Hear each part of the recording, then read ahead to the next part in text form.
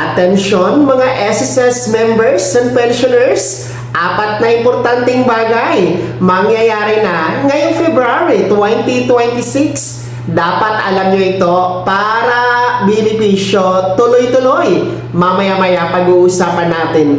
Hello mga ka-vlogs! Welcome dito sa aking YouTube channel. Magandang araw po sa lahat ng mga manonood. Saan po kayong dako sa mundo? Kumusta kayo mga ka-vlogs? Well, ito po no, dahil February na tayo bukas. Pag-uusapan natin ang apat na mahalagang bagay na mangyayari sa buwan ng February 2026 na dapat po alam na ng ating mga SSS members and pensioners.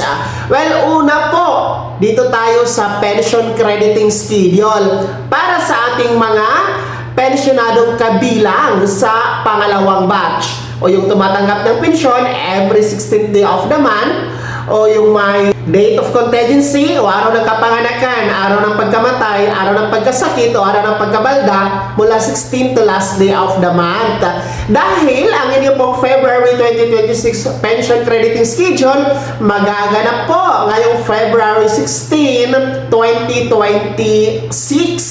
Kung makikita niyo po sa inyong kalendaryo mga ka-vlogs, ang February 16 po ay natapat sa araw ng Lunes. Hindi po siya weekend at hindi din po siya holiday. Kaya naman po, regular crediting schedule ang magaganap sa inyo mga pangalawang batch. So, antabayanan nyo po ha, February 16, ang inyo pong pension crediting mga second batch. Well, baka magtaka kayo, bakit dumiretso tayo sa second batch?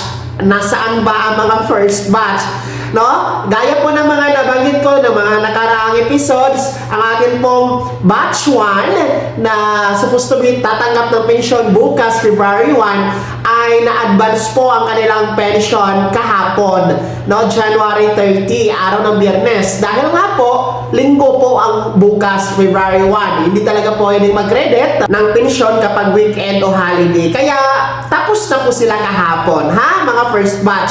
Tanging ang mga second batch na lang ngayong February 16 ang natira mga ka-vlogs. Pangalawa na importanteng bagay na magaganap ngayong buwan ng February 2026, huwag kalimutan po na isettle ang SSS loan obligation.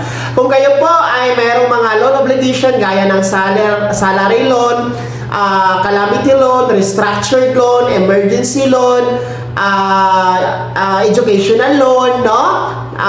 Dapat pong isettle nyo yan on time para po makaiwas sa mga extra charges, mga extra fees mga ka-vlogs, okay? So, para po sa pagbabayad ng inyong mga SSS loan obligation, dapat sa mga accredited collection partners na SSS lamang kayo magbayad o di kayo naman po sa mga SSS branches, counters, cashiers mga ka-vlogs para siguradong doon talaga mapupunta ang inyong bayad sa inyong mga SSS loan obligation. Of course, para po makarenew kayo, manatili po ang good standing sa inyong pag-avail ng SSS loan, bayaran po dapat ang SSS loan obligation on time mga ka-vlogs. Pangatlo po na importanteng bagay na mangyayari ngayong buwan ng February 2026, ito po ang pag-generate ng PRN or Payment Reference Number.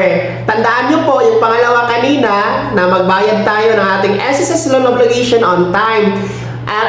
Bago tayo magbayad yan mga ka-vlogs, dapat mag-generate muna ng Payment Reference Number or SSS PRN. So, paano ba mag-generate ng PRN? Punta lamang po kayo sa inyong My SSS account, tapos tingnan nyo po doon sa services, then generate PRN, okay? Tapos i-screenshot nyo o ilista nyo, yun yung ipapapakita nyo sa cashier once na magbayad kayo ng inyong SSS loan obligation. So don't forget to generate your SSS payment reference number mga ka-vlogs. Ang apat po na importanteng bagay na magaganap ngayong February 2026 para naman sa ating mga pensyonado na merong buwan ng kapanganakan nitong buwan ng February. Kung kayo po ha ay mag-birthday, magsiselebrate ng kaarawan ngayong February, whatever kung anong petsa, from February 1 hanggang February 28, Naku po, huwag kalimutan na i-comply ang annual confirmation of pensioners or SSS ACO program, mga ka-vlogs. Base po sa SSS Circular Number 2023-013, kailangan talaga mag-comply ng ACO, no? Yung subject na revised guidelines for annual confirmation of pensioners program, mga ka-vlogs. So, sino-sino ba ang kailangan mag-akop? Una nga po, yung mga magbe-birthday ng February. Kasi every birth month ito. And then, dapat yung edad nasa 80 pataas. Okay? 80 years old pataas. Ibig sabihin, yung mga 79 years old pababa, hindi po kayo kasama sa magpapaakop kahit na kayo ay magdiriwang ng birthday ngayong February. So, sana malinaw po yan. So, paano ba magpapaakop? Punta lamang kayo sa pinakamalapit na SSS branch sa inyong lugar. Mag-fill up ng akop na form. Pwede na po yun. And then, pwede din po authorized representative. Mag-provide lamang ng authorization letter mula sa pensionado. Then, yung SSS ID or unit ng pensionado. Tapos, valid ID ng authorized representative. Pwedeng-pwede na po yon. Para po sa mga nasa abroad, wag na kayong umuwi ng Pilipinas just to comply your ACO. Pwede naman po gawin yan through video conference. Online lamang, mga ka-vlogs. Pero dapat mag-set muna ng online appointment schedule para po makapag-set ng schedule ng inyong video conference. Tandaan po, Philippine Standard Time ang gagamitin kapag video conference ang inyong pag-comply ng ACO, mga pensionado. And karagdagang paalala, sa mga dalawa po ang pensyon na tinatanggap buwan-buwan, halimbawa po kayo ay retired pensioners, and at the same time, survivor pensioners din po kayo, nako po, dalawa ang kailangan na akop na form report ang inyong isasubmit kay SSS, ha? Sana malinaw yan. And huwag niyong kaligtaan talaga na mag-comply ng ACOP. Simulan nyo na ngayong Lunes, February 2.